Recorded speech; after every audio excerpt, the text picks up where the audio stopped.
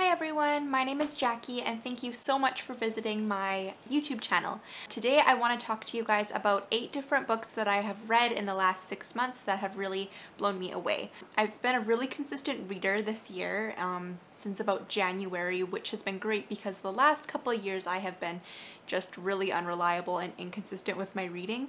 I've read quite a few really fantastic books and I just decided that I really wanted to try and get back into making YouTube videos sharing about what I've read, and I just felt like I really wanted to get some of those really amazing books out there into the booktube community and just whoever is looking for something great to read. So I've got a couple of nonfiction books on this list, I've got a couple historical fiction books on this list, a graphic novel and like a realistic fiction. I've got just a few. I just picked the 8 that I've read this year that really stood out to me the most. So let's get into it. First book I want to talk to you guys about today is a graphic novel, true story set in 1941. It's called Siberian Haiku.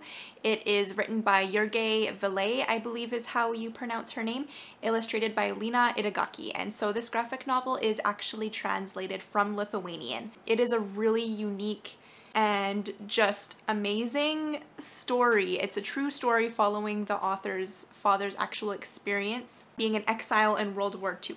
So I'm gonna dive into what it is about and what you'll find in this graphic novel. But even if you feel like you have read a ton of World War II novels and graphic novels and you just feel like you've read them all, I really encourage you to check this one out because it is so different and it really just touches on a whole different aspect of the Second World War, a whole different part of the war that is just rarely talked about. So Siberian Haiku follows our main character Algukias, who is just a young boy. I believe his sister is a teenager at the time. They live in a very quiet but happy village in Lithuania set in 1941. They're living their life. It's a farming community when all of a sudden the Soviets arrive and they load up this village of Lithuanians into trains and just ship them off. The author recounts how terrified Algukias was at the time. They have no idea where they're going with the Soviets loaded up into this train, but once they do reach their destination, they find themselves in the snowy desert of the Siberian taiga, so the vast snowy plains of Siberia. Algukias makes do with the constant terror, hunger, loss of his loved ones, loss of his community by hanging on to his imagination and bringing his imagination into every aspect of his time there.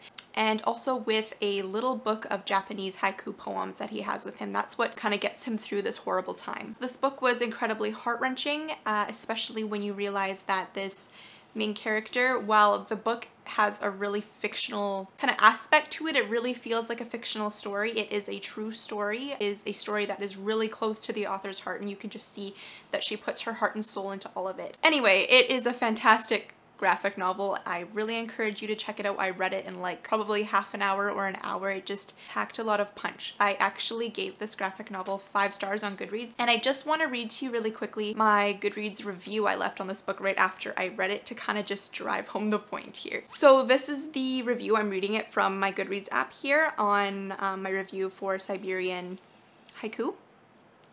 This made me realize how much I wish everyone would be able to write down or draw their stories and the stories of their family members. That we would always pass around our stories, painful as they may be, that we would never forget what all has happened, that maybe history wouldn't have to repeat itself. So I think it is just really important to make sure that these stories are always being told, and just to remember how admirable it is when the authors are able to find that space in their lives to share their stories and share the stories of their loved ones. Next book I want to talk about is Mud, Sweat, and Tears by Bear Grylls. It is his autobiography. It is a really incredible autobiography. I was shocked by how much I really liked it. So this autobiography just really touches on his roots and him starting out. This book is like, I think it's about 11 years old now that he wrote it quite a while ago, but it does focus on his earlier achievements, and it is really incredible to see like how he started out. So it follows his time at school, all of the antics he gets up to while he's at school. He joins karate, the friends that he makes, and then it kind of goes from there to when he graduates. He goes hiking through the Himalayas. He joins the SAS, so the British Secret Service. He spends a lot of time talking about just the grueling efforts to join the Secret Service, how like fit you have to be and how strong of mind you have to be. So goes through that. He retells how in his early days after joining the Secret Service, after he actually gets through, he has a really bad parachute accident that he breaks several parts in his back. They're not sure what he's going to be able to do after that, if he still has a place in the Secret Service, if he's going to be able to keep up his really active and outdoorsy sort of lifestyle. Talks about his struggle with depression during that time, but also like how strong in his faith he is and how that is kind of what drives him through this really dark time in his life. He is able to heal, though he's not able to continue in the Secret Service. He's not sure that he can just keep moving his body in the way that is required there. And he has no interest in sitting in an office all day. And from there, it kind of just goes into his dream of climbing Mount Everest and reaching the summit of Mount Everest. So he really goes into a lot of detail about what that was like, and it is incredibly interesting, especially if you are an outdoor enthusiast, if you like climbing, hiking, mountain biking, doing anything in the outdoors or in the mountains. You might find this really interesting, and you would actually learn quite a bit about the Sherpa people in Nepal. So they are the people who are trained to go up Mount Everest, make sure that supplies are delivered to the base camp, make sure that the climbers are getting the things that they need. They're really talented sort of people, but Bear also goes into the detail of what actually happens to your body when you climb Mount Everest. And the higher altitude you get, your body starts to actually die because it's so, you just really don't have any oxygen. So he also talks about how as he's getting close to the summit, he is seeing frozen dead bodies of people who have tried and failed, but since it's frozen up there, they just look exactly the same as when they first passed away, even though it had been years since they passed away. He does summit it in 1998, and he gets back down, and he's just like triumphant with this. That's kind of the point. He didn't get really famous right off of that, but that's kind of the point when it all sort of started. So it is a really good read. And I also just want to add that at the beginning of the book, he talks about his family history a bit and his roots, just for like a chapter or two, and it is incredibly interesting. His family has a really interesting history, specifically in World War I and II. So that was a really cool way to start off reading his book. And I gave this one 5 out of 5 stars as well. So next up, I've got The Mermaid of Jeju by Sumi Han. And so this is a historical fiction novel. So this is set on the Korean island of Jeju, just after World War II is wrapping up. It follows our main character Junya, who is a successful diver in a long line of strong, prominent Haiku women. Haiku women are women who are divers. They still exist on Korea, but back in the day, they were really the breadwinners of their family. They were women who were able to dive to incredible depths to kind of find resources that they could feed their families with or sell at the market. So Jeju was a sort of interesting island because it was the men who would stay home with the children while the women would train to be Haenyeo, and they would dive and find those resources for their family. Women were better suited for this role because women have more body fat. They were able to stay warmer as they would dive really deep. It would take them years to kind of learn to hold their breath and to navigate the dangers of diving so deep. So at this time, Korea is dealing with the reeling effects of Japan withdrawing from their island right after World War II, and instead they now have to cope with the rapid establishment of US troops on their island. So that causes a lot of different types of tension for them. So when Junya's mother is killed and the boy she loves is arrested by the authorities, everything Junya loves is at stake here. She must learn to navigate these waters that she has no idea how to navigate, how to deal with the loss of her mother, how to take care of her family. There are a lot of different like action-packed, really suspenseful scenes in this book, a lot of adventure. You learn a lot about the Korean culture at the time, a lot about Korean history, and so it's just really interesting, especially on this island where the culture and the family dynamics are so different from other countries and other parts of the world. So yeah, this is a great novel if you like historical fiction, if you're interested in Asian history and culture. It really dives into the different cultural aspects of these people at the time. It really explores different themes of family. It also features ghosts, if you were interested in ghosts. I gave this one 3 out of 5 stars, which looking back, I'm surprised that that's what I gave it, because in hindsight, I think of it really highly. Like in hindsight, I really liked it, but maybe when I finished it, there was something that felt like there was missing for me. But anyway, it's on my list of top books I've read, so I encourage you to give it a try. So next up, I read The Discipline of Grace by Jerry Bridges. This is a non-fiction book. It's a clear and thorough explanation of the gospel and what it means to be a believer. This one I devoured. I read a chapter any free moment I got when I was eating lunch, when I was having a snack, stealing moments before work and before bed. It was just really incredible. I've never read a book that just so clearly described the gospel and what that actually means for believers, and what grace actually means for believers and how so many people miss the mark. This is a fantastic book if you are a mature Christian, if you are a new Christian, if you are not a Christian but you want to kind of understand what Christians believe and what it means to be a Christian, where they're coming from. Really fantastic book. Yeah, I really recommend it. It was one of the most incredible and edifying books I have ever read. So 5 out of 5 stars for that one. The next book I want to talk about is one you've probably seen around on the internet and in bookstores and wherever else in the last while. It is The Happiest Man on Earth by Eddie Jeju. So this is a World War II memoir of him telling his experiences in World War II. He has sadly just recently passed away at the very end of 2021. But this book is very well worth your time. It's only 208 pages and just trust me, you'll fly through it. The chapters are very short. The writing style it's easy to read, easy to get through, very clear, very eloquent. It does tell a story that a lot of people have told, but there's also different things that Eddie has focused on that maybe you have not heard before. Through him telling his story, you can tell he is filled with such goodness in strength. It's just really amazing.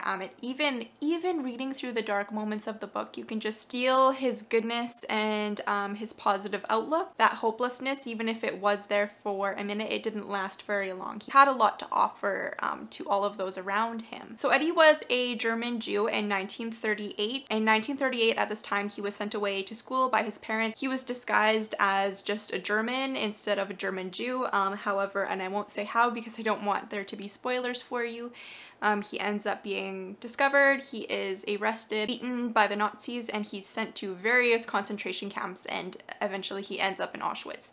But his journey between being first arrested and ending up in Auschwitz, there are many escape attempts. A lot of them are successful escapes for a certain amount of time, and you think he's gonna make it, and then he's caught again. Just all of these crazy things that happen to him. He tells about his time being actually employed by the Nazis. He also goes into detail about how such experiences of like the abuse and the starvation and the freezing cold and the dirty environment and all of that, the actual effects on the human body that those sort of experiences have. You kind of just think of like starving to death and being dehydrated and kind of looking malnourished, but it goes so much more than that. Physically and mentally, things that you wouldn't actually realize would be happening to somebody. So Eddie really drives home the importance of friendship. He's got one just best friend with him throughout Auschwitz, and how that was just the spark to keep them both going, between like sneaking food to each other, sneaking to meet up and make sure that each other is okay. Just how that spark of loving someone and being loved in return is just enough to get you through anything. And then at the end of the book, he does talk about what post-war life was like for Jews, and how anti-Semitism just like continues, obviously not to the same scale. And he does talk about the relief and the excitement of being liberated, just kind of like that there was still, well, there was opportunity after the war and there was hope, and they were able to get jobs, they were able to move forward and try to heal. There were still attitudes and unkindness that they were faced with. This is a really incredible book. I promise you'll read it super fast. I promise that it will leave you the better if you read it. I gave it 5 out of 5 stars. Next up, I'm actually going to talk about my favorite book on this list and one of my favorite books that I have ever read in my entire life. It is called The Traveling Cat Chronicles by Hiro Arakawa, and this is a book that is translated from Japanese. It is a very, very famous and prominent novel in Japan. So this book follows our main character, Nana, who is a cat. When he is adopted by his new owner, Satoru, it kind of explores those early parts of their relationship of being like pet cat and owner. Nana actually is accompanying his owner, Satoru, on a road trip all around Japan, exploring and experiencing those different parts of Japan and all the different changing seasons and how beautiful that is. The descriptions are amazing in this one. Purpose of the road trip, Satoru tells Nana, is he's going to visit numerous old friends that he has had. So you go through with Nana and Satoru and you you go to these different places around Japan and meet these old friends, these people who've been a part of Satoru's life in the past. So Nana's staying at various different houses. He's exploring what that's like for him as a cat, but then you as the reader can kind of pick up on kind of what's happening. It does have a mysterious aspect all through the novel because Nana is really trying to figure out why are they on this road trip? What is the overall purpose? There is a question that Satoru is asking each of his friends, and it is alarming to Nana, and I don't want to say what it is because I want you to read it for yourself. And so Nana's trying to figure it out, and you're kind of trying to piece it together too. But the reason in the end is incredibly heartbreaking. So yeah, like I don't even have words to describe this book. I've never read anything like it. It does have, like I said, those aspects of mystery, just like magical realism, just a lot packed into one little book. It's not a long book. I really, really, really just wish everybody would read it. On my Goodreads review, and I of course gave it 5 out of 5 stars. On my Goodreads review, I said I cried for like 3/4 of the book, and that's probably true. I started crying in the book before I had really a reason to. It was just a really emotional and like introspective sort of a book, just something that I had never read before. If you want a book that is going to change your life in some way, if you're looking for that book, this is the book for you. It's not like emotionally traumatizing like other books, like you don't need to be scared to read it, but it's just very heartwarming and heart-wrenching in some parts. Just a really, really special book. So next up, and I actually have the physical book for this one. I should mention all the other books I have borrowed from the library. I really should buy a copy of the Traveling Cat Chronicles, but I read from the library almost all the time, so I'll usually buy my favorites or special editions of my favorites. Yeah, otherwise that's why I don't have the physical books with me. I've returned them. Anyways, this is The Lovers by Paolo Cognetti. This is a Italian novel set in the Italian Alps, and it is translated to English from Italian. This is a very uniquely written sort of book. I definitely found myself being lost a couple of times, but it was a really, really cool novel. I really liked it, the time that the author spent talking about the mountain landscape and how that affects the people who live near it physically and emotionally. So this book follows our main character, Fausto, who leaves a crumbling relationship in the city of Milan in order to take a job as a cook in the mountain village of Fontana Fredda, which is in the heart of the mountains, and it is a ski village. And so it's a really sort of just a dynamic little village. So when he takes this job, he meets a woman named Sylvia, who is a waitress at the restaurant, and he falls in love with her. So the book kind of explores their relationship, the ups and downs of that. It is a very dynamic relationship, and it also explores Fausto's relationships and friendships with other people in the mountain village, and he calls them the mountain people or the mountain men. This book, it's quite short. It's only about 200 pages, just barely 200 pages. I would say it's really just about life, about your relationships and connections with others, and how your life just connects with the people around you. It also is a love letter to the mountains and to the mountain landscape and all the nature and wildness that comes with that. It was a really interesting, very different sort of novel. If you decide to pick it up, which I encourage you to do if you are an outdoorsy person, this book talks about some different sports like hiking and mountain climbing, and it also talks about the Sherpa people of Nepal, I actually read this right after Bear Grylls' autobiography. And it was a really good connection because it had the Sherpa people from that over to this book, seeing them in action, which was pretty cool. Talks about the dangers of trying to summit mountains as well. So if you are a lover of the outdoors, this might be one you should try. And so this one I gave 3 out of 5 stars. I've really just finished it, so I'm sort of still kind of just trying to tell how I feel, but it was so unique and just kind of exactly what I was looking for. Something that just kind of really wrote about the beauties of nature. So it was perfect. It was exactly what I was needing to read at the moment. Last but not least, I have a great book pick for you Greek myth and Trojan War lovers. This book is a fantastic and fresh new perspective on the classic tale of the Trojan War. It is Electra by Jennifer Saint. This version of the Trojan War follows 3 women who are involved. We've got Clytemnestra, who is Helen of Troy's sister and also King Agamemnon's wife, Cassandra, Princess of Troy, and we've got Electra, who is the daughter of King Agamemnon and Queen Clytemnestra. Electra is looking for a way to get out of the blood curse of the House of Atreus, which is her father's family's house. She wants to find a way to break the violence of her house. Meanwhile, Clytemnestra is dead set on violence, and Cassandra has been given the gift of prophecy, but nobody believes a word that she says. So the protagonist of this one is Electra, and so it kind of follows her quest. In this family curse, she's waiting for her dad to come home from the Trojan War while her mother is losing her mind.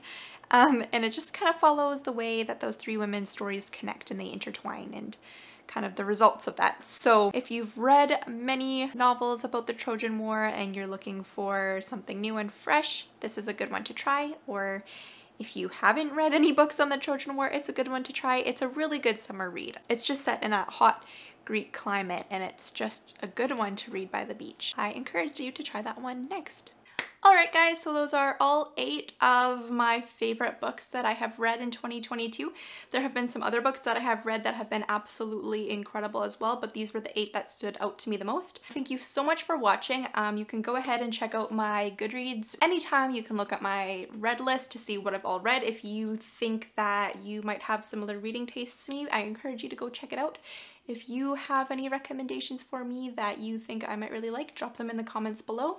And I'll put my Goodreads in the description below. Again, thank you so much for watching and happy reading. Bye!